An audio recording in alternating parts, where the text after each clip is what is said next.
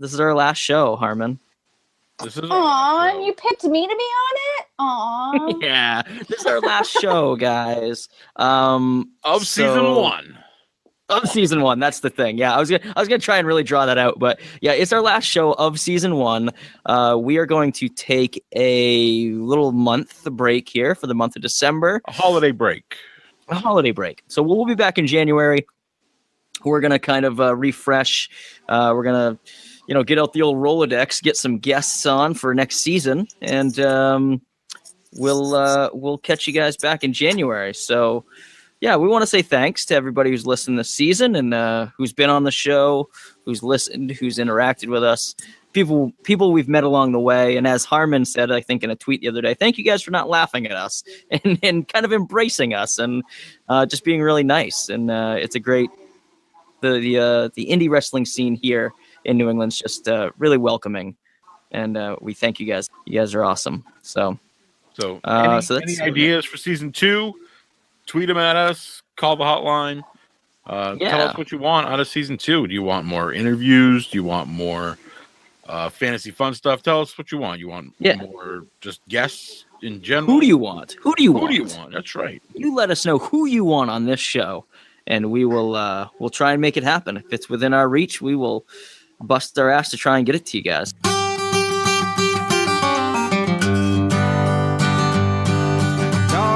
Wrestling from the day in the past, it's gonna be a blast. Johnny and Harmon are the main event podcast. What's up, Harmon? How are you, buddy? Oh, we're live. Welcome back, everybody. Oh wait, I was just welcome back.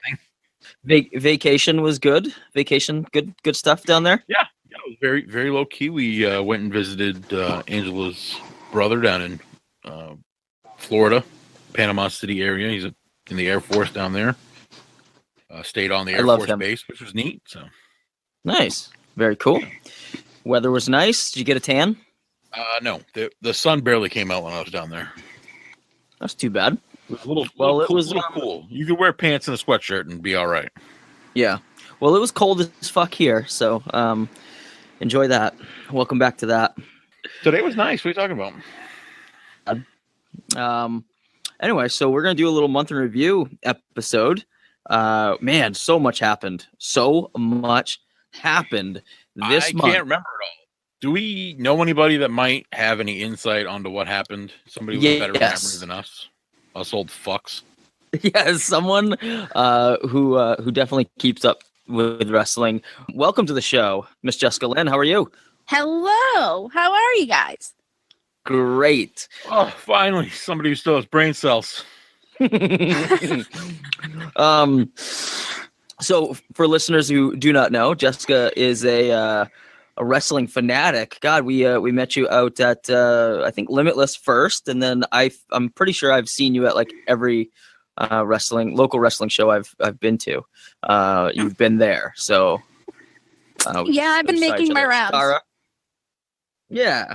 I saw you at Chikara. I know you did a trip down to see Chaotic, I believe, with the Back Row Mafia. What else you been doing? You've been... All right, yeah. I started off the month with Limitless, and always a quality show, always something to keep your eye on. A week before that was Chaotic, with my main motivations to go were being Josh Briggs, JT Dunn, and Anthony Green. The cage match was intense. I still can't get the images of Chase Del Monte's arm impaled onto the fence. Whew. I heard about that. The crowd was reacting as if it was all part of the show and it wasn't a big deal. But as I stepped forward and observed from my own eyes, I saw that indeed he was in fact impaled on the fence. I think about 6 inches deep into his forearm. Oh, brutal picture after that was posted, and it was disgusting. I was like, what the hell? Damn. So yeah, I definitely want to get down to a Chaotic show at some point. Yeah, definitely get down. And Josh Briggs is a champion right now, and he is a powerhouse in Limitless, but he takes it up a notch in Chaotic because he has a belt. And mind you, that belt is heavy. I have held it. Nice. All right. Before we get into the craziness, let's do some quick plugs. Let's see. You guys can check us out on Facebook, Instagram, and Twitter, all at Main Event Pod. You guys can check us out on Podbean and iTunes. We have a hotline that you guys could give us a ring on. That number is 929-260-3099. Let us know what you think. Cut a promo on us. Do whatever. Ask us a question. We'll play it on the air if you guys want. Let us know. We have a Teespring store. We get some hoodies for $25. We get some t-shirts for $15. Men's, women's, kids. I believe the kids are $12. We get some stickers. Prices are pretty damn cheap. So dive in, get them while you can. They make great Christmas gifts. Throw a hoodie at your sister, a Main Event Pod hoodie. Come on. She'll love it. I believe we got a pink one still out. We got a couple different colors, blue, gray, black, all kinds of stuff like that. So hit us up there. StrongStyleBrand.com/main event pod. Go there. Speaking of some holiday gifts, go there. They've got all kinds of stuff. Snapback hats, hoodies, t-shirts, shoes, flags. Just everything under the sun. Backpacks. They got some new backpacks out. They look phenomenal. Get that. If you guys want, no pressure here. But if you guys want to save 10%, I mean, it's your choice. If you want to save 10% off your purchase, type in code MAINEVENTPOD at checkout, and you'll get 10% off. It's a great way to support the podcast. You guys get some awesome gear. We get a little bit of a cut of that, so you guys can support us that way. And in return, you get some super dope apparel. Indie wrestling inspired apparel. So check those guys out. So God, it feels like forever ago, but a show that we were all at was Hybrid Moments. Yeah. Oh my goodness. We're all there, all three of us. Let's talk about it a little bit. What did you guys think overall? Harmon, let's hear from you first. I loved it. I could not talk for 2 days afterwards. Oh, that's right. You were super sick. Yeah, you and Alex both looked at me like, you're an idiot. You're an idiot. So I don't even really have a good word for it, because this show was my third show seeing Limitless, and every show gets better with every single card that Randy puts together. But this show had something special, especially the feud between JT Dunn and Anthony Green. That match was, yeah. That match was fire. Super. Yeah, it was crazy. I loved it. That match specifically, I liked a lot. I love the build around the Dunn Green feud. I think it's really cool. And then I like how the match ended. I mean, it was a double count out, which usually I'm like, boo, but it set up the four-way for the next one. And I like that they're including and Briggs in that, and it's just getting, four of like their top guys together to go at it. It's very cool. I really enjoyed that match, and then kind of cliffhanger ending was really good. Other notables for me though, I mean, I like. What's up? Teddy Hart was supposed to face Josh Briggs, but due to legal ramifications and issues with Teddy Hart, he couldn't make it. So there was Darby Allen filled in. Yeah, Darby Allen debuted for Limitless. That was pretty awesome. I'm very happy that he did, because it was great. I was really impressed by Darby. I didn't know what to expect. I'd never seen him before. I know that he is, just from word on the street, is that he does some crazy shit. He's a smaller guy and he can kind of fly around. And then it happened, and I was like, oh, holy shit, this guy's really good. And it was great, man. It was really awesome. What did you think of Darby Allen's debut against Briggs? He is incredible. the way that he moves around the ring and the way that he works around Briggs was just a way that you don't see that often. There are high flyers and there are people who take risks, but I feel like Darby Allen took it up to a new level. He was debuting for the company. Yeah. I liked the way that that's perfectly said. I like the way he worked around Briggs was really good. They worked well together, and I'm super excited that Darby is going to be coming back for Limitless's next show in January. So I'm excited to see him again, very much. And then obviously the way he gets so much air and everything. It was like he was moving in slow motion sometimes, like as he's going through the air, like super quick up the ropes, and then boom, he's like flying through the air. It's like, is he posing? What is he doing? It's so, and I think that has to do with part of his, skateboard background. Like when you do vert and stuff, it always looks like you're doing like super slow-mo in the air, and that's how he wrestled. It was crazy. Yeah, and I like the way he sold too. I mean, Briggs is a monster of a man, and Darby's a smaller guy, and he kind of played that part really well too. Like, and he was constantly like really exaggerating, like looking up at Briggs and just like acting like the smaller guy, and then like just going crazy with flips, and it was just really fun. It was a really fun match. I really enjoyed, what about like the big draw, the Matt Cross versus Petey Williams match? I think stood out for me. I was super excited about this match. I was extremely excited when Matt Cross got announced. He's one of my favorites on the indies. And then obviously, he's on Lucha as Son of Havoc. So people know him from there. It was great, man. Watching these two guys wrestle, it was crazy. It was like, you want to talk about next level shit. It was like everything was so fluid and just, I mean, they work so well together. And like, you could tell that these two guys are absolute professionals. And it was great. It was one of my favorite matches of the night. Harmon, what did you think of this? I was surprised that there was no Canadian Destroyer. Yep. Interesting. That got soaked up by another match. I mean, didn't Darby do one on Briggs? Darby did do one, yeah. Which I thought was a little weird because I was like, ooh, I don't know if I'd be pulling out the Canadian Destroyer when Petey Williams is on the card. But did you see the little clip with Petey Williams and AG? I did, yeah. That was super weird. AG's making some weird videos right now. I mean, they're hilarious. Check out his YouTube page.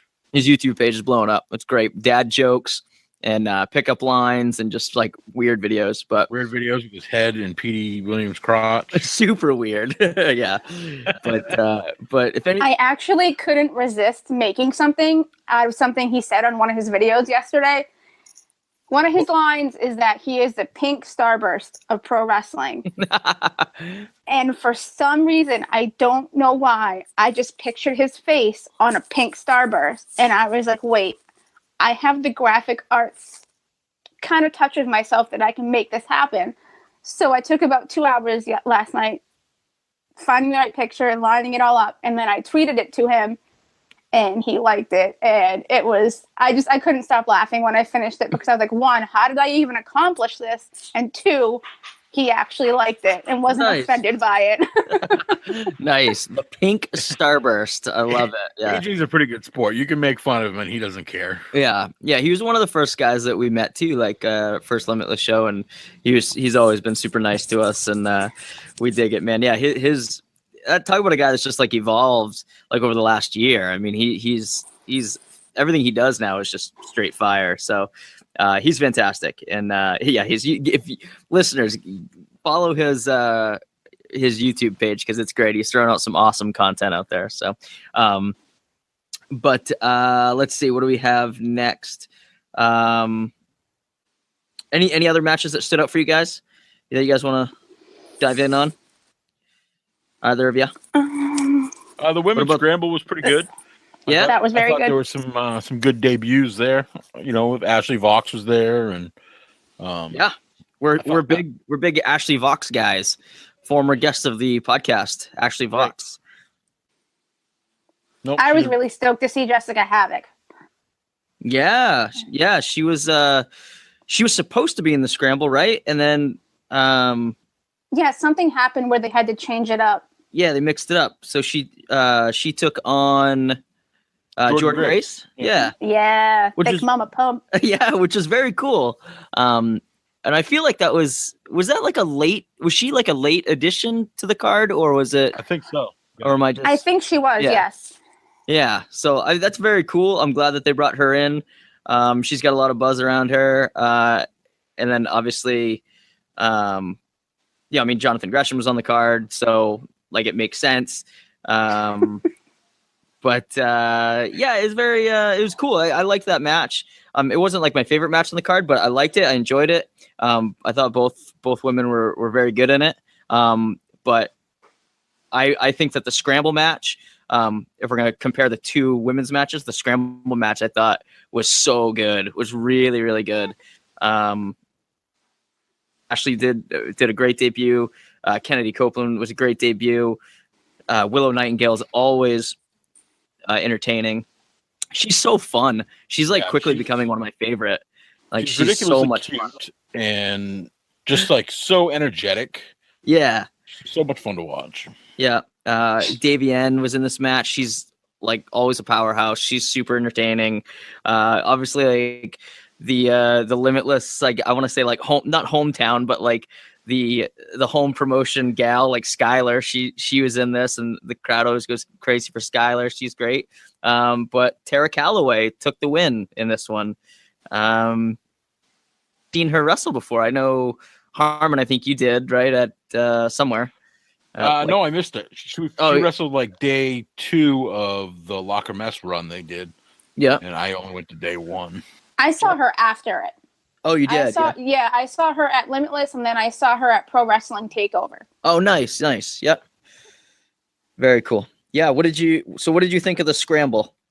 Anything stick out? I really enjoyed the Scramble, actually, because I've noticed within the last year or two that women's wrestling is becoming a lot more legit, and that people are actually paying attention and caring about what women can put out into the industry. So for me, this was a Scramble match that really showed that no matter if you're new, if you've been in it for years, or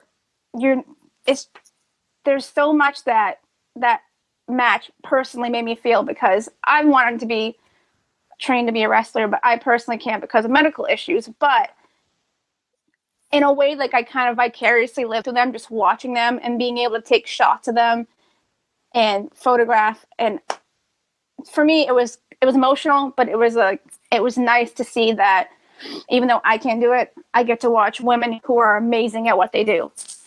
Nice. Yeah. And I love that, there's 6 women in this match, and then they had another women's match. They're featuring, Limitless is featuring, 8 women on the card, which is amazing, and it's like there are extremely talented women wrestlers out there. They just got to be given the shot, just got to be getting booked. And I think that this card in particular kind of proved that these 8 women that are on this card can put on a show just as well as the men. And it was awesome. I loved it. I thought it was great. Harmon, anything else on the Scramble you got? Or you got another match in mind that stood out for you? Yeah, I liked not the women's match, but the first opening match of the night, Sami Callihan versus Ace Romero. Oh my God, brutal. That match. Callihan, he gets in the ring, like to start the show. He's so fired up. He's scary. Like, yeah, they both are scary. I just always think it like starts out as like a shoot almost. Like they're really slapping the snot out of each other. Yeah, and they have to like calm down to like do the match. Yeah, I know. There are 2 guys who I see fairly regularly because of Limitless that legitimately scare me, and one of them is Sami Callihan, and the other one is Chris Dickinson, and they were both there that night, and I'm scared of both of them. Like I don't want to interview either one of them on this podcast because I might be too scared. But yeah, man, Sami Callihan is just intense. So intense, and I love like his not his new look, but I love his look now. Like he kind of got rid of like that singlet, and he's just wearing like the jeans, and like The whole like worldwide desperado thing is really cool. His post NXT run is really, really good. And I'm just a big Sami Callihan fan. And I like that he put over Ace afterwards too, which is cool. It was a great match, man. This match was super hard hitting, and it felt like it went on forever, but like in a good way. I mean, it was a long match, and it was a great opener because it got the crowd just into it big time. I noticed that the crowd was really, really into this match, even though it just started off the show. But the way that they went after each other and just basically annihilated each other, and then came to the end where there was just a bout of shown respect for, the fact that Ace is fairly new to what he is doing, and Callihan has been around for a long time. So I love when I see an end to a match where they show respect, like even like a shaking of a hand or a hug or something. That is something I love to see, because respect is big in wrestling. And if you don't have respect, what do you have? Right. Sportsmanship. I love that. I love sportsmanship chants. Well, how many times do you think Sami Callihan kissed Ace in this match? There was a good number. At least 4. At least 4, right? Yeah. At least. Yeah, there was a lot of smooches going on in this match, which I found pretty funny. I thought it was cool. It's like, I don't know if Sami is doing it to try and get in his head or what, but it was funny. Is he adding that to like his gimmick now? I think so. I've noticed he's been doing it with almost anybody he wrestles now. Yeah. Yeah, I've seen that too. I've seen a chatter about it online. It's very, it must be just into his, into his shtick. So it's funny. He's like, hey, Jessica, watch how many dudes I can kiss. Yeah. What did you guys think of the Thick Boys versus the Maine State Posse? Danger Kid and Alexander Lee. They are Aiden Aggro less. They cheated to win. They did cheat to win. If you double team finish and both of you pin the person, that's an illegal pin. Allegedly. Allegedly. Who was the referee? Was it Tony P that night? Who was it? We got to get it. We got to get the. I believe it was Tony P. Yeah. We got to get the down low on it. I love the Maine State Posse, but the Thick Boys are becoming like, they are skyrocketing to the top of my favorite tag team list. I love them so much. The Maine State Posse is kind of on a losing streak since Alexander Lee came back. Oh, I see what you're trying to do, Harmon. I'm just saying. They lost. They lost to Tabernacle Team. They lost to Massage MV. Oh my goodness! Lost to the Thick Boys. I think maybe they need to rethink Joey Eastman's offer to be their manager. Maybe Eastman comes out afterwards and gives them an offer. He looked eerily similar to another manager. You keep your dirty mouth shut, Harmon. Yeah, I love that. I love that whole angle. I thought it was cool. That's something that they haven't really done very much of, I think, in Limitless. I mean, they do some of it, but I don't know. There was a lot of that going on that night. The same thing with the Casanova match. Kind of a similar thing happened. It was neat. I like developing storylines, and it was very cool. But yeah, like you said, Harmon, they turned down Eastman's offer, and I don't know, something's brewing there. I don't know what's going to happen, but he brought up the fact that Aiden Aggro wasn't there, and that he's the real star of the three, and so I don't know. I got some theories of something brewing there, but we'll see what happens. It's tough. I can't agree. Aiden Aggro is great. I mean, I don't know. I'll be interested to see where this goes. Yeah, me too. Speaking of Christian Casanova, he defeated Ethan Page, which I would assume is an upset. I view that as an upset. Ethan Page is definitely an upset. He's highly regarded, and Casanova He got himself a new manager that night. I forget his name. Stokely Hathaway. There you go. That's why you're on this show. There it is. Gets himself a new manager, and he a little surprise appearance by Mr. Grimm. Mr. Grimm came down. How badass is Mr. Grimm? What's your guys' take on Mr. Grimm? Harmon, what do you think? He is also scary. Very scary. He's just very silent and very deadly, like a fart. No. You're comparing Mr. Grimm to a fart? Oh my god, that is a quick way into a body bag, my man. Holy shit. He doesn't have a body bag big enough. He can get one. Yeah, he's lethal. And so he comes out and he kind of gets in Casanova's face, and then lo and behold, he does the double turn and kind of hits Paige, and then they tag team Paige. And I don't know if this is like a faction now, or if they're gonna team up, or what they're going on. If Stokely's just bringing in the guns or what, but it's cool. Whatever's happening, I love it. I think it's great. I'm a big Casanova fan and Grimm fan, so if they're together, that's cool, man. I love it. Badass. How about the MJF Jonathan Gresham? Oh my god, great match! Like such a good match. I love both. The chant, though. Oh, what was it? No, hold on, Harmon. Harmon, let's Jessica. What was the chant? Oh, you really want me to? No, I'm just kidding. That? It's fine. The chant was great. The chant was, we'll say it. People were chanting "pee sucker." Yes, they were. Yeah, yeah. I brought. I can't believe you're dignifying this podcast, but even saying that. I know. I brought a friend to this show, and who was not. He's not like terribly into wrestling, but he was like, "Oh, I'll go. Like, it's a good time. It's something to do. You can drink beer there. It's entertainment." He's super open minded about it, and then I bring him to a show where the crowd chants "pee sucker" at another dude, and he was just like, "Oh, that's weird. Does that happen very often?" I'm like, "Not really. That's kind of weird." So.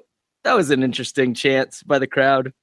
But the match, I enjoyed Jessica Havoc encouraging everybody against MJF.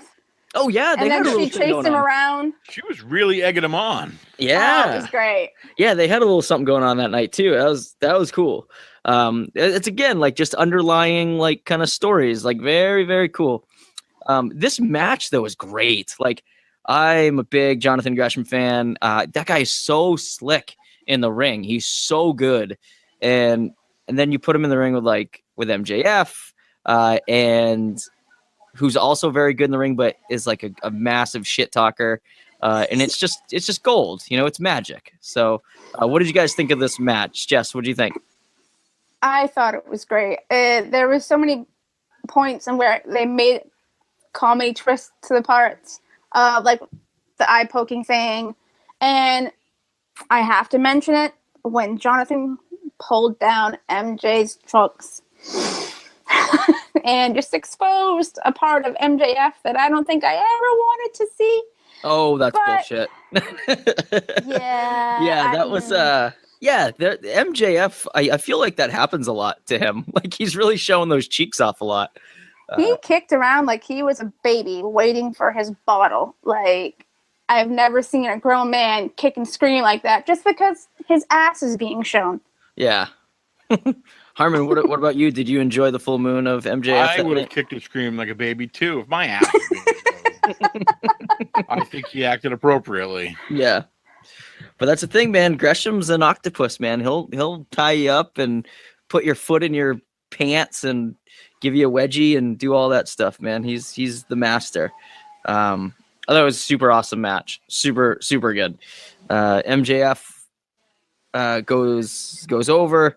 And then they set up MJF's next match, which I'm super stoked about because they had a little run-in. Matt Cross comes down to make the save. And and they're gonna feud, which is great. I love that Matt Cross is like coming back, and it just wasn't like a one time like pop in and then he's gonna go back to wherever. But it was great. I love that he's coming back. So that match I'm really looking forward to. Matt Cross versus MJF. It's gonna be a super tight match. What else? Did we miss anything? We missed. How about Cam Zagami's open challenge? Challenge. Yeah. Cam Zagami's open challenge. Harmon, how did this go down? Poorly. Fill the listeners in. It went very poorly for Cam Zagami. So poorly. Yeah. Nobody knew who was going to answer the challenge, and then, Dirty Daddy. Dude, that was those were stiff, like razor's edges, man. Those are bad.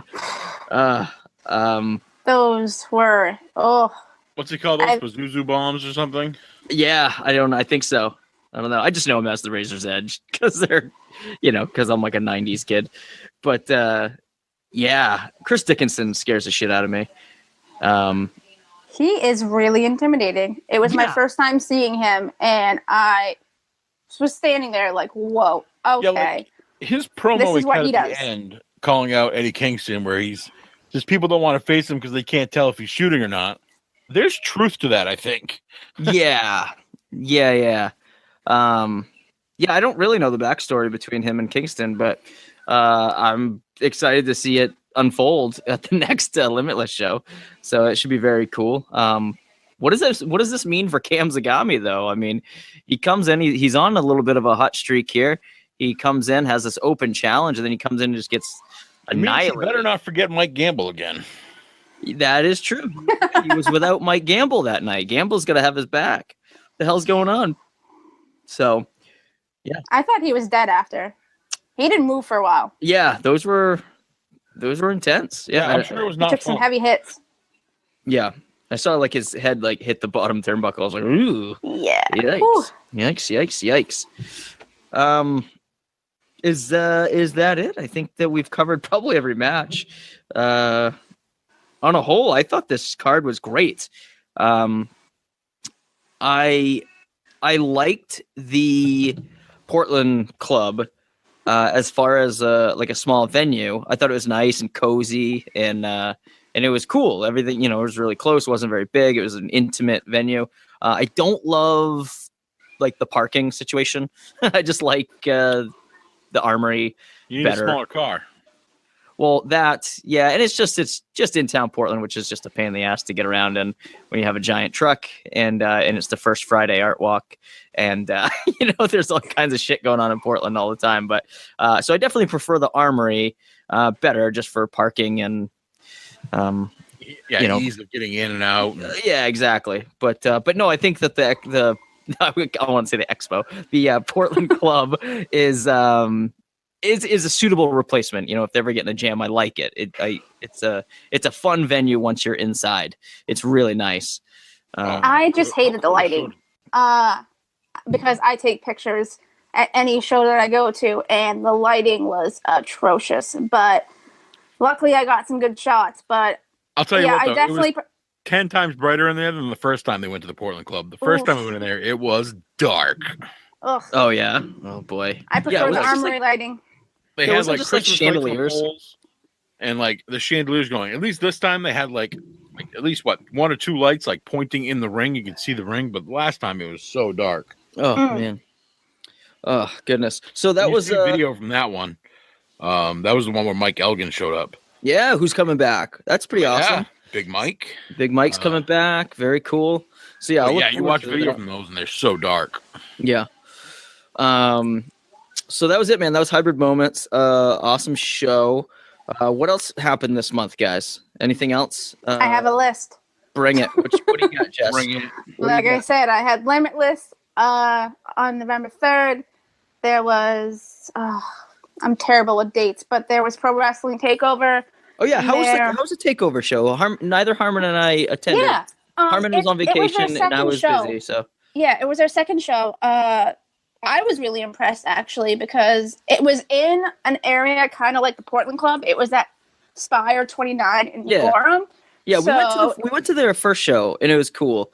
Yeah. But yeah, we were just busy this time around. But yeah, I'm curious to see how it went. How was Jimmy Jacobs? Was that cool? He was insane. Nice.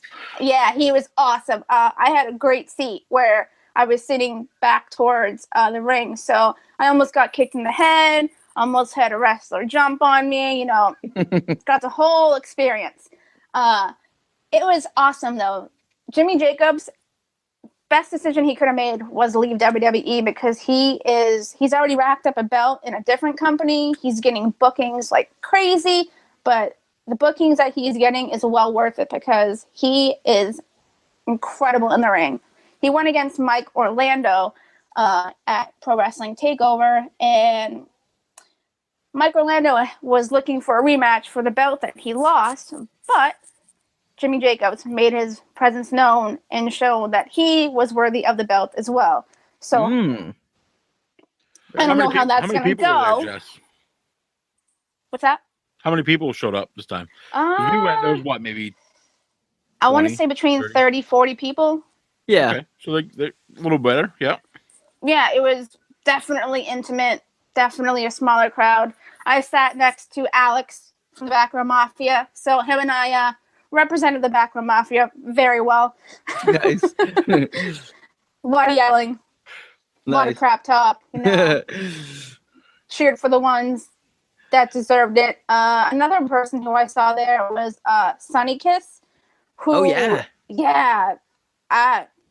Reminded me in ways of Darby because moved around the ring flawlessly, had awesome moves.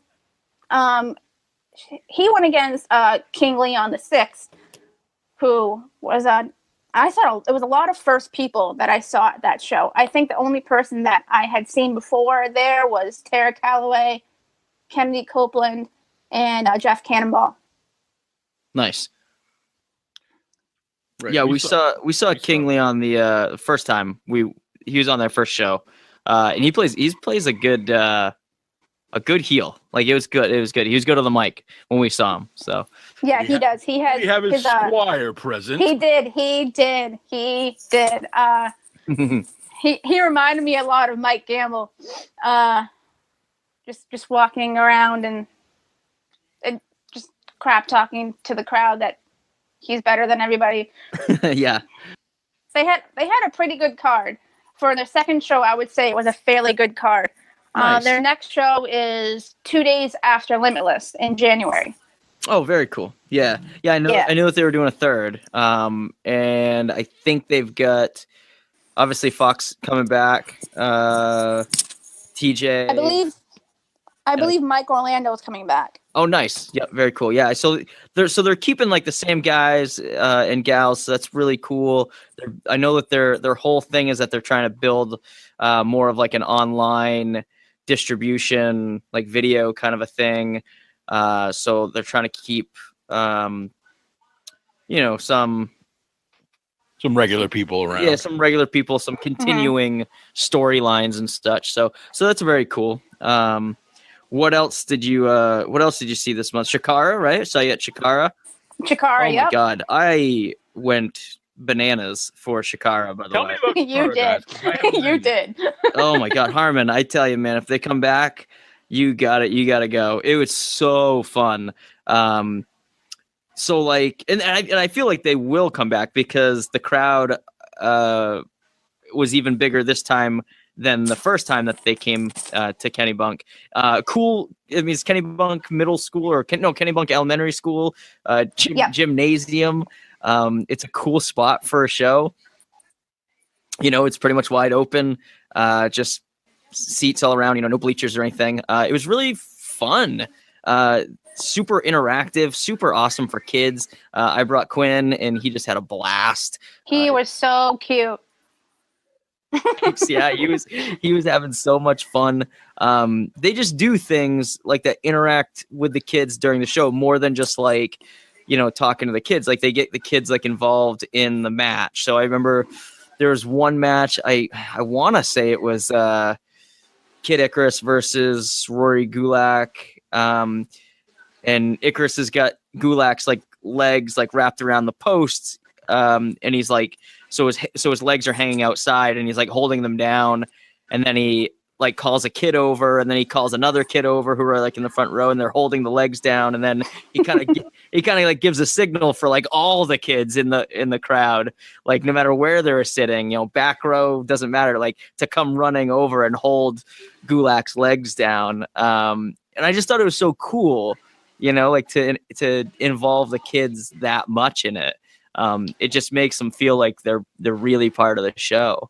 And there were times where like I would just be like, I'd lean over to Quinn and be like, "Oh, go, yeah, go get in there," and he would like run up and get involved, and it was really cool. I was just over the moon for it, and what a production too. Like, these guys put on such an awesome show. Like the wrestling is pretty good.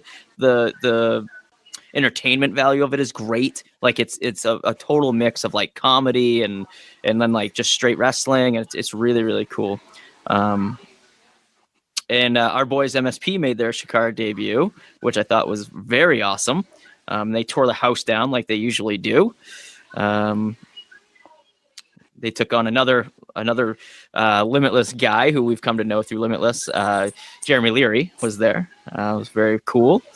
It was against the Osirian Portal? Yes.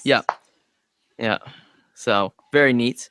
It was funny too, because like we know like Leary and stuff just from like Limitless, and I went up to talk to him at his table and just to say hey, because we're kind of chummy, and I went up to him and he kind of had his arms crossed and he was kind of being a jerk to me, and I was like, "Hey man, what's up?" And he was just like, "Hey man, he's like, sorry, I gotta stay kayfabe right now, for the kids." I was like, oh yeah, okay, I get it. Like it's for kids. Like they don't get the, if you're a bad guy all the time. Like you can't be yucking it up, like selling your merch. And then that's funny. It was cool, man. It was so cool. It was like I was transported, back to being, 25 when I thought wrestling was real. I mean, like 5 when I thought wrestling. So, the day when you realize wrestling isn't real. Oh, I know. It's so bad. Harmon's just finding that out right now. Oh no! What are you guys talking about? Babe is not dead. Yeah. So no, man, I can't put over Chikara more. Like it was so much fun. Anybody on that card, Jess, that stood out for you that you had never seen before that you're like, whoa, like they're amazing? I'm gonna get flack for saying this, but I like the tag team that looked like the Power Rangers. That looked like the Power Rangers. Oh, Razorhawk and who was it? Razorhawk and Silverhawk, I think, or something like that. Yeah. I like them a lot. They were great. Yeah, they were good. They were very cool. Yeah. It was. I can't remember the other. There was 2 guys that looked like they were the Vaudevillains, and I can't remember their name. Oh yeah. I can't remember it either, but yeah, they were good. They were really good in the ring too. Mm-hmm, they really were. I really enjoyed them. Yeah, I definitely did like a tear on like YouTube of Chikara after. I was like, man, I want to get into this. I want to like know all these characters, and it was really, really fun. My son really liked Mr. Touchdown. Oh boy! Cool. My mom came to this show, and my mom liked Mr. Touchdown for some strange reason.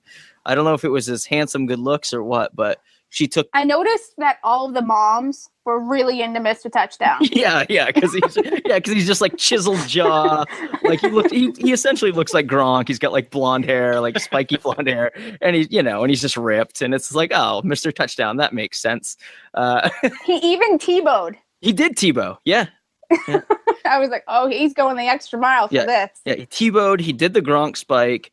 He gave Quinn a high five, which was great, and we were like, in like the back row, and he came running back. It was just cool, like really, really fun stuff. I loved Rory Gulak looking at the kid in the front row and like flexing, like, and he's not a very big guy, but he's like, that's what muscles look like, kid. And I was like, oh, come on. In his like amazing singlet. He was like, so silly, so fun. Did you know that he is Drew Gulak's brother? I did. Yes. Yeah. Very I didn't find that out until after, and I was like, Yeah, the amazing Gulaks. Yeah. Yeah. Very cool. And then the thing that I noticed most about him was that anytime he did a move, he would say amazing. Yes. And instantly I kept thinking of MJF and how this guy, if he ever came to Limitless, he would 100% get booed more than MJF. Yeah, yeah, for sure. Yeah. There's also like an encore match, which I thought was great. So after the main event, everybody's chanting one more match, and then who was it? Crawdaddy, I think, came out, and him and one of the Los Ice Cream guys came out, and they did a like a dodgeball match, but then Crawdaddy goes to the back, and he gets like all the bad guys like from the whole show and brings them out, and then Los Ice Cream's guy grabs all the kids from the crowd and lets the kids just throw dodgeballs at all the bad guys. So Jeremy Leary's out there getting hit by dodgeball, like by my son. And it was awesome. It was just like, it was so cool. It was a great way to cap off the night and like send everybody home laughing and with a good time. So mad props to them. I really hope they come back. I think, they'll get an even bigger crowd. And, and the thing I was thinking about it after too, is like the thing that Limitless does is, like, it establishes like that base in Maine. It establishes that, hey, like bigger promotions can come here because like we have this fan base. It does exist, like pro wrestling can come here and draw pretty well. So I think that like Chikara sees that and goes like, oh shit, like we can draw there. There is the audience there. So yes, we will go, to Maine. We'll make a stop in there. So I think it's just another testament to like what Limitless is doing, is bringing in bigger crowds. They're getting 400, 500 people, at their shows, and other promotions see that and they say, yeah, man, we want a slice of that. So it's cool. There is rumor that Beyond will be coming here next year. Really? Oh. Yeah. Interesting. Yes. Interesting. Randy recently teamed up with Beyond for the taping to house in new talent, possibly for Limitless and for Beyond. Yeah. And I heard it went well. So I'm interested to see where that'll go. Yeah, I heard it went really well. I heard they got some good prospects, and like they got a good eye on some people. So we might be seeing some new faces. It'd be cool, man. It'd be really, really cool. I'm big into Beyond right now. I've been binging a lot of their matches lately, and they put on amazing shows, and I want that here. I want to see what they can do here. Nice. Awesome. I love it. Yeah. The more the merrier, I think. It's going to be, wrestling in Maine is definitely back on the map. And obviously, you can thank Randy Carver for that. I thank him too much, honestly. Yeah. No, he's doing a fantastic I thank him a lot. Randy, we love you, man. I thank him a lot. He's awesome. Yeah. He's 20 years old, and he has built something from nothing in a state that people don't even realize are in the United States. You can go to the Midwest or even to Florida, and people are like, wait, Maine? That's in the U.S.? And that I stare at them like, what? Yeah, that happened to me when I was in Florida one time. Kid asked me where I was from. I was like, oh, I'm from Maine. And he was like, oh, is that around like Orlando? And I was like, no, Maine, like the state, Maine. No, and they look at you like you have three heads. Yeah, I'm like, all right, man. Well, I'll see you later. I think the exact same thing happened to me. I was like, it's in the United States. It's at the top, and they look at me like I'm crazy. Yeah, it's essentially Canada. So we're like the head, man. Yeah, we're like the head of the state. All right. Well, what else did you have, Jess, for anything local?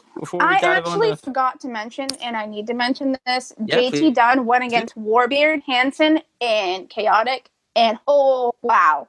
Jesus. They had a feud building for a while. I think it's gone over maybe a year or two, and the feud just came to a head at this match, and my God, it was insane. Oof. JT Dunn was pushed to his limits, and there was times that I saw Warbeard just ready to quit, but it was such a phenomenal match from both parties. I am well aware that I am biased to JT Dunn, but No, I can't believe that. always willing to see who he can take on and see how they work for each other in the ring. Because currently, as in the year of 2017, JT Dunn is undefeated in Limitless. Yeah. Yeah, I'm a big JT Dunn guy. I love JT a lot. But I love Warbeard too. I think the guy's amazing. I would like to see that match. It was so good. Nice. I hope it's online either now or at some point, because that is a match that needs to be seen if you are a JT Dunn fan. I'll have to check it out for sure. All right, guys. So that's pretty much the local stuff, I believe. Where are you guys at with WWE? Because I will full confession here, I have not been keeping up too much. I watched the NXT War Games. I watched most of that. I didn't catch very much of Survivor Series, and I haven't really been great on keeping up with local or recent WWE stuff. So Harmon, where are you at with WWE stuff? I haven't watched the NXT Takeover yet. I've watched. Yeah, I know. You need to watch Velveteen Dream against Aleister Velveteen Black. Dream. So good. I don't know how uncomfortable Velveteen Dream will make Harmon, but it's pretty amazing, my man. It's so good. That match stole the show. So good. But what else, Harmon? Where are you at? And I have watched most of Raw and SmackDown this week. Yeah. Did you watch Survivor Series or any of it? No. No. Yeah. He didn't miss much. Yeah, I heard. I was kind of in and out on the AJ Brock match, and from what I saw, I thought it was really good. I thought it was pretty damn good, actually. I thought Brock really sold for AJ better than I thought he was going to, and I was worried about that match because AJ lost. He lost to Finn recently, and so I was just like, oh man, how he loses to Finn, and then they put him up against the massive, the beast Brock Lesnar. I mean, how does that look? I mean, how do they expect their fan base to have this be believable now? But I think it went well. I liked that match a lot. And I was kind of in and out on a lot of other matches, so I didn't watch enough to really comment on it. I watched the whole thing. Yeah. Was it a giant waste of your time? Yes, it really was. I liked AJ against Brock, and that that pretty much was it for me. Yeah. And Baron against the Miz was good. Was it? Yeah, it was a little lackluster. I feel like they built it up too much, and then it just kind of plateaued. Yeah. But the one that was really disappointing was the last match against the 5-on-5 Raw versus SmackDown battle. Yeah. I wasn't impressed. Yeah. So what's going on? Triple H joined the team, and then I saw that. And what happened? He cleaned house. He kind of he basically cleaned house. What happened was they got rid of the top guys out first. They got rid of Shinsuke, Finn. All the good names that should be getting better time and better use in the company are the ones that went out first. I was hearing things that the reason why they eliminated Shinsuke first was because it was Vince's big middle finger to New Japan. What can you do? What can you do? Harmon, what do you think about that? I mean, I know you didn't see the match, but what do you think about just hearing that news that okay, so you have all these. You have your top stars from both brands essentially in this match. And then you get guys like Shinsuke and Finn eliminated super early just to showcase, Triple H, and then a well past his prime Kurt Angle. What are your feelings on this? It's ridiculous. It's just an old man being boss because he's boss, It does no good to anybody except to give him a little kick, like, screw you, New Japan, It's so weird. Yeah. Yeah, I'm right there with you, man. I don't love it. Like, I personally, I don't even really love Triple H coming back. No, stop. No. You're just taking spots from other guys. Yeah. Like, I don't mind Triple H wrestling every once in a while. Like, I think he's in hell of a shape, and he's super intense, and he's definitely a guy who will. Like, I kind of mixed feelings on it because, like, he filled in for like Roman, like on house shows, and I think that showed, balls, and it showed that he kind of cares for the fans, because essentially, I mean, that's not like a televised thing. Like, you're going to a house show, and you're giving these guys Triple H. Like, that's nuts. Like, that's lucky for that house. That's great. But then you see it in the long run and you're like, oh, well, he's just doing that to kind of get back in a ring shape because he's going to be the fifth guy at Survivor Series. And you're like, oh, well, that's what that was all about. Right. So there's kind of always a plan. And I don't love that end result. It doesn't make anybody look strong. It doesn't elevate Shinsuke. It definitely doesn't elevate Finn, who I feel like should be one of or the top guy there. And they're just doing like nothing with him. And it's just weird. It's really strange. The way they are using Finn right now is really infuriating in my case. Yeah, and there's a lot of backlash because of it. Like, a lot of people are pissed off about it, I feel like it's like some build up to whatever might happen within what is it? What's the next one that's coming up? I think it's Clash of Champions. Yeah. And then after that is the Royal Rumble. Yeah. Yeah, I feel like it's build up to that, but still, give him his title shot. At least give him that.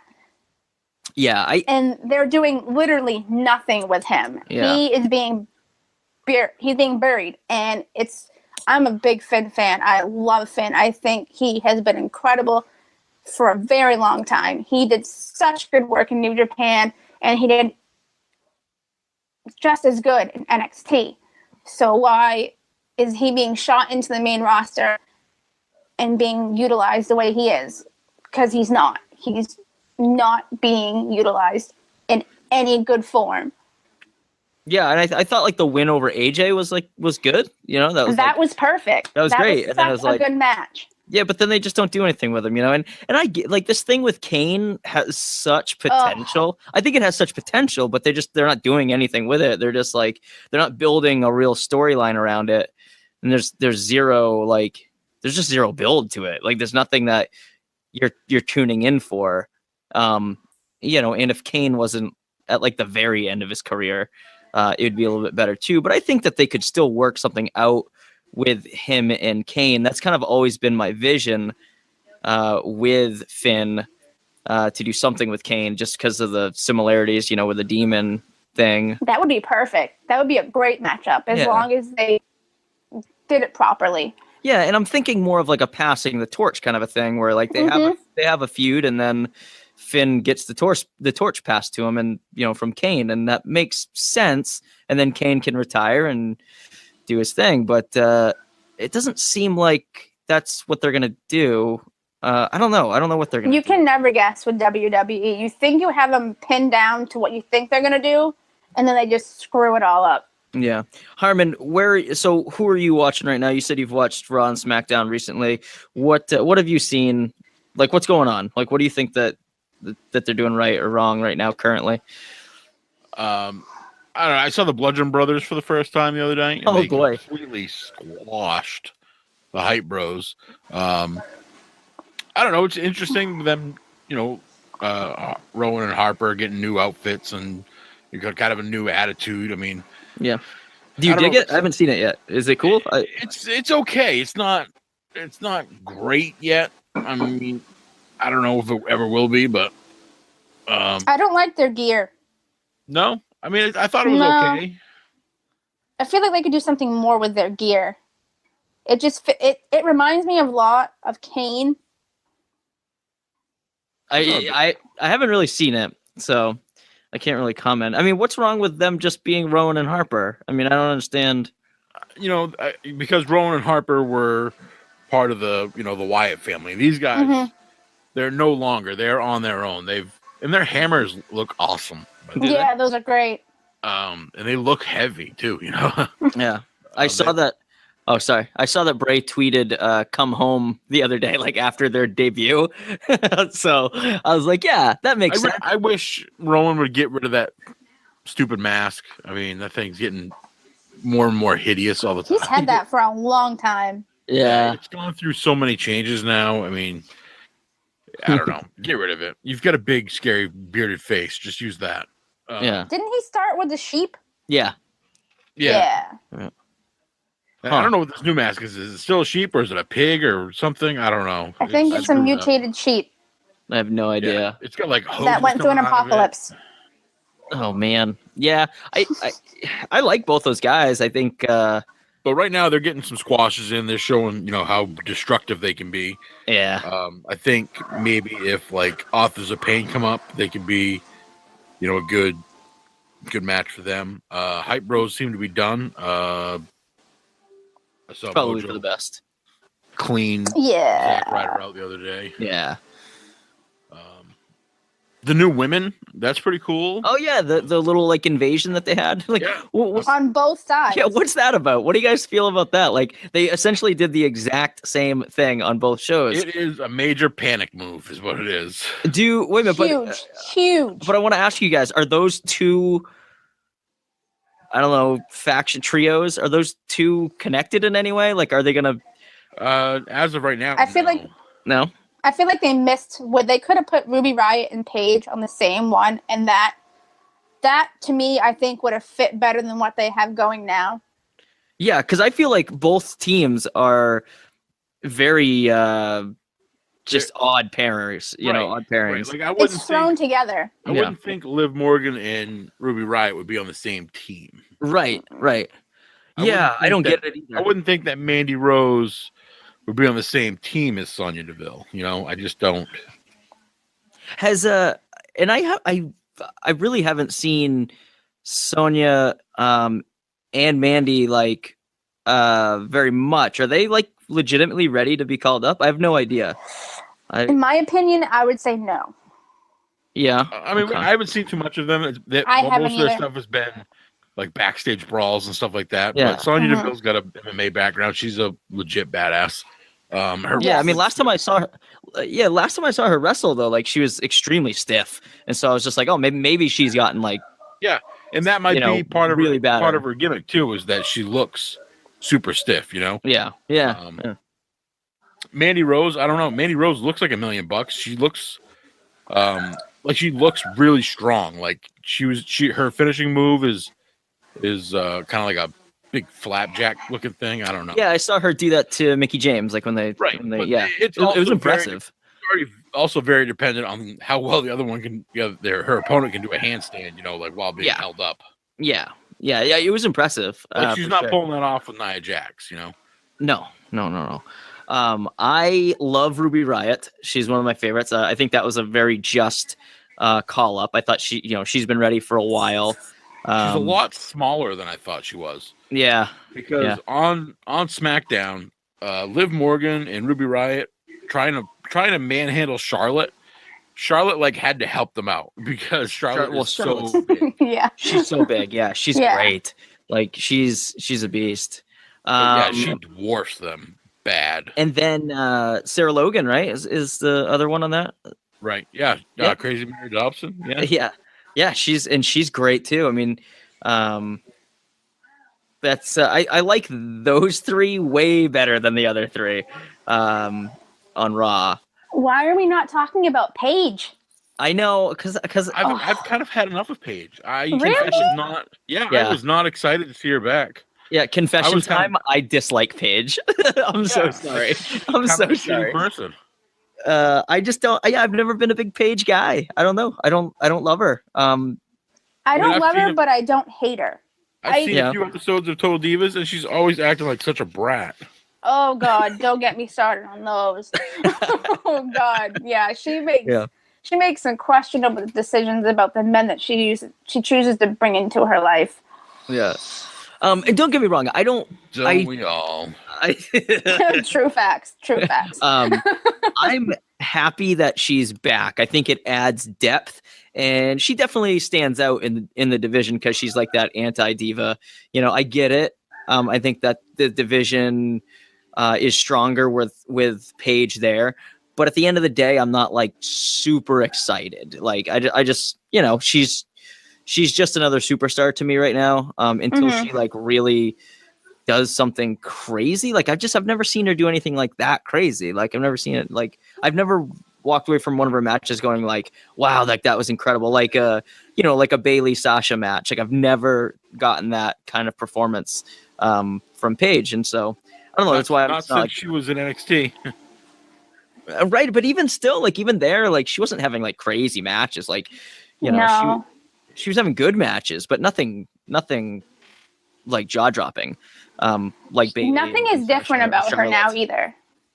Yeah. Like I feel like Charlotte's come along and Charlotte's doing like crazy stuff. Like Charlotte's doing like moonsaults and she's like this specimen that is bigger than the other girls and she can do some crazy moves. And then like you get Nia Jax, who again is like just such a specimen and like she's such a draw and like she brings something different to the table.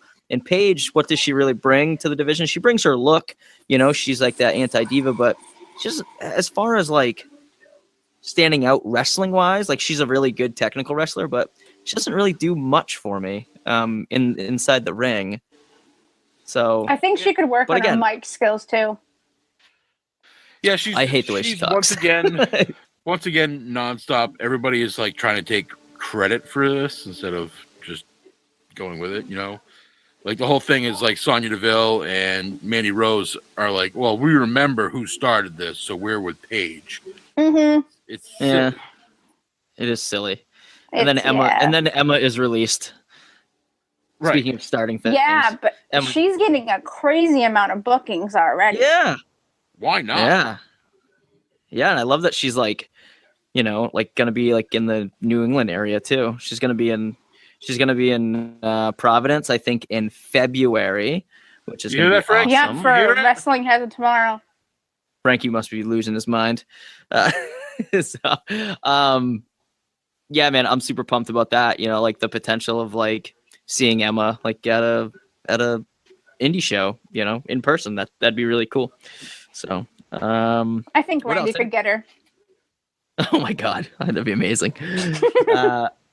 What else? Anything else going on, you guys? I'm pretty much tapped out on WWE stuff. Like I said, I'm pretty behind on it. It's bland. I've watched all of it. I want to bring up something that's bring it up. WWE. It's bring it up. How about this Jericho versus Kenny Omega? Oh my God! How cool is that? Right? That's freaking awesome. The build up for that though. Woo! So awesome. Yeah, the build up. Yeah, very very cool. Like the Twitter war, and then like the like the Tron, like the video thing, like where Jericho popped up. Very cool. So cool. I freaked out when I saw that video. Oh. Like nobody really saw that coming because like everybody's just like, oh, Twitter wars. Like people have Twitter wars all the time. Like this is never going to come to fruition because Jericho's WWE and like they don't do whatever inter-promotion things. Yeah, and he's doing that Ring of Honor cruise. It's just, I know I don't know what the deal is with Jericho. Like what his contract is. Is he just like out on his own? Maybe he got sick of Vince. Can you blame him? But I mean, something's going to be going on. He must have some clauses in there where he can go do other things. Obviously, I mean, he's doing them. So something's going on. So he's been, with the company now forever, and yeah, but they must not have him like locked down though. Like exclusive. It's pretty amazing, really. Yeah, I love it, man. And I love that he's got like the balls to do something like that. Like he probably knows like Vince isn't loving it. Like, why? I don't know. Maybe it's funny that a YouTube show really is changing the face of wrestling with being the elite. Yes. It is. Yeah. It is must watch every week on YouTube. I'm telling you right now. Great. So funny. Should I mention that I'm wearing all Young Bucks merch right now? Oh, there you go. It's making those sons of bitches richer. Yep. I'm sorry, they're comfortable and I love them. Speaking of trying to make themselves richer, I guess we're just going to throw out some news headlines now and we just keep rattling them off. Cody and the Young Bucks going to put on their own show. The 10,000 square. Yeah. 10,000 seat like thing venue, or something. Yes. Then, They're self-funding. Yeah, they're self-funding it. That's gonna be crazy. I'm like super interested to see who they're gonna put on that card to get the draw. To like draw in 10,000. I'm sure a couple of millionaires they can pull it off. Well, yeah, I'm assuming, but you still gotta. It's gotta be successful though. That's the thing. Like you gotta make money on it. So I'm hoping it's close. I'd like to go. It won't be close. We can dream, right? I know. But yeah. What else? Anything else, guys? You guys want to get out of here? The New Japan Tag League. That's going pretty awesome. Sami Callihan is teamed up with Juice Robinson. Ooh, yeah. Yeah. The promos for that after their matches are hilarious. War Machine. Talk about yeah. Talk about a guy War Machine in that. Oh yeah, War Machine. Yeah, they are. Yeah. Nice. Juice Robinson, Chucky T, and Trent. Oh yeah, Chucky T. Man, nice. They're such jerks in real life. Nice. Who else is in that? Adam Page, Hangman Adam Page is in that. Nice. Who's this? Yeah, that'll be interesting. I don't know who his partner is, honestly. Huh, I just look it up. The thing that I find funniest about Adam Page right now is his whole thing with Joey Ryan about who has the bigger dick. Oh yeah, he gets all jealous. Yeah, the parts in the videos are just so funny, and like everybody else is like grabbing Joey Ryan's dick, like, oh my god, and he's just like, I'm assuming the next Being the Elite has to be Adam addressing them seeing Joey Ryan and just taking him by the balls. Yeah, they're like, yeah, he's the guy with the dick. He's the guy with the dick. Nice. We didn't really touch on the War Games very much. We mentioned Velveteen Dream and Aleister Black, but also Ember Moon captured the women's title there. That was a pretty good match. That was a solid match. Yeah, it's pretty solid all the way around. I was glad to see her get it.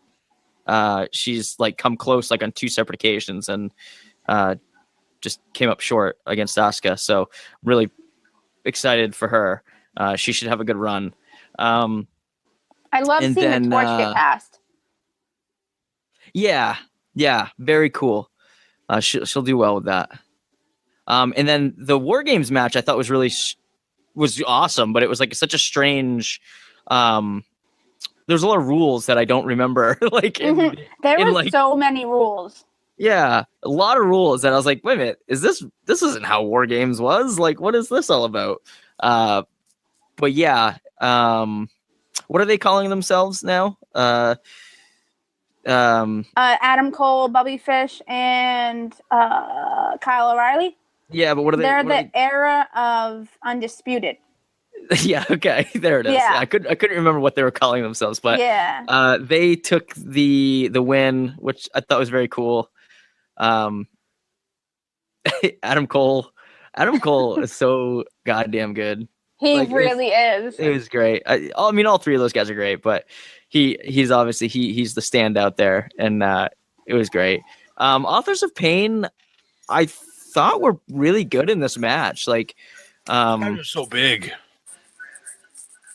Yeah, they are huge. They are. I thought it was weird that who was their partner again? God, my brain's fried. Too much happened this month, man. Roderick Strong. Sorry.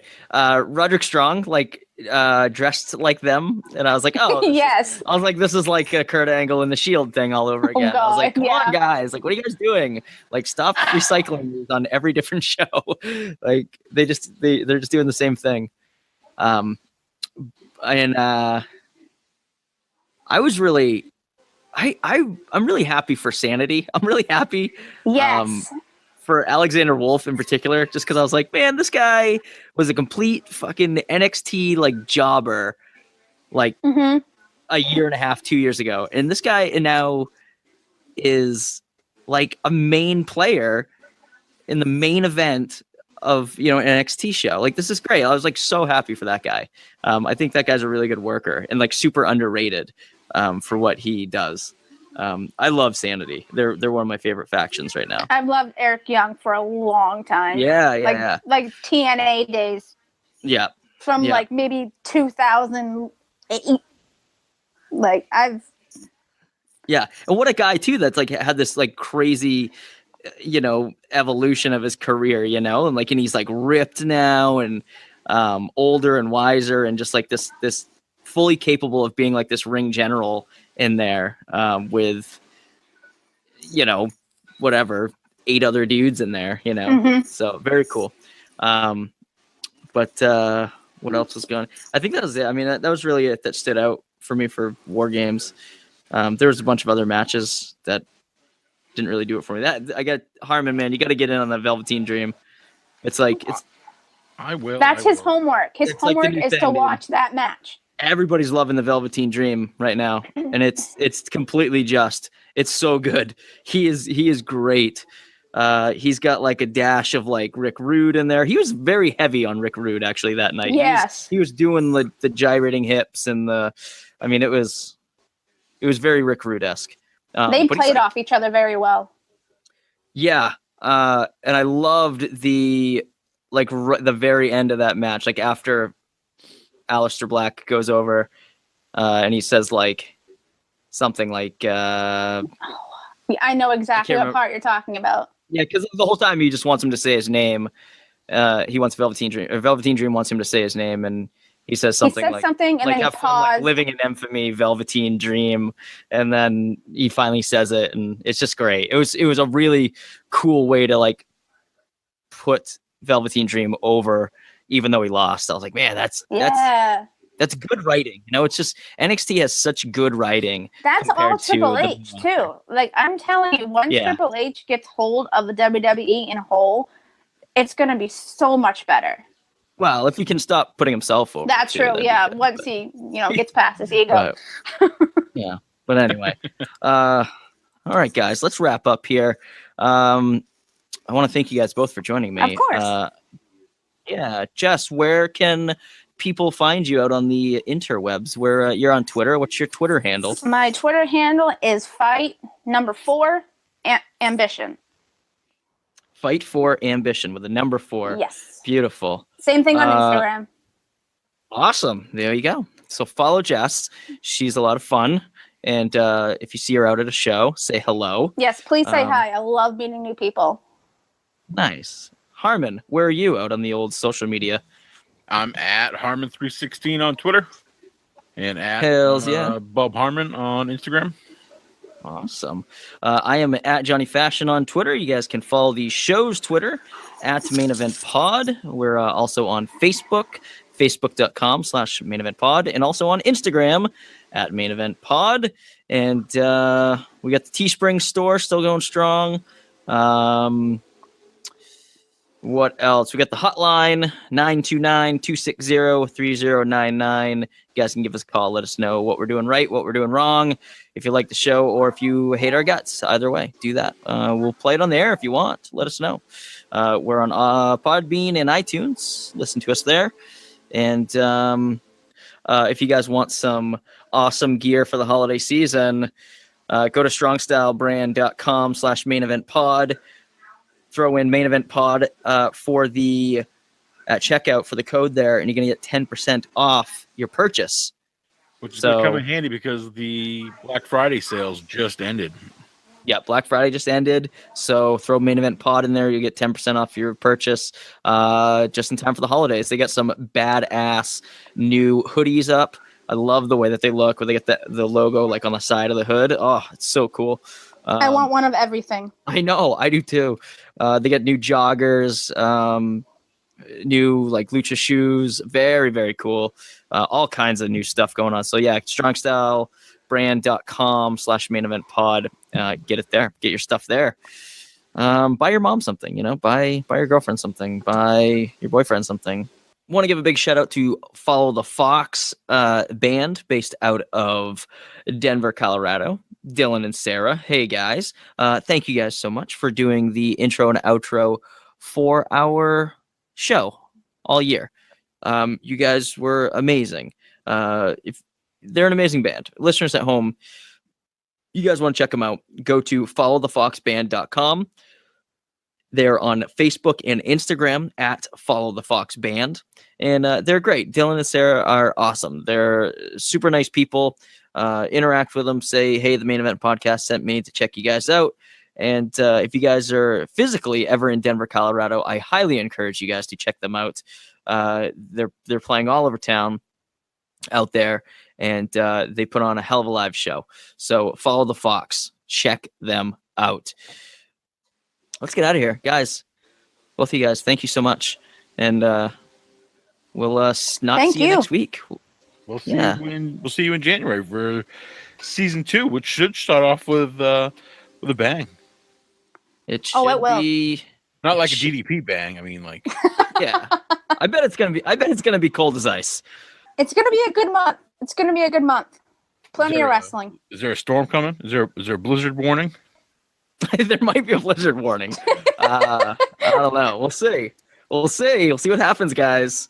Anyway, listeners at home, thank you guys so much for listening. We will catch you later in another month. Bye. Bye.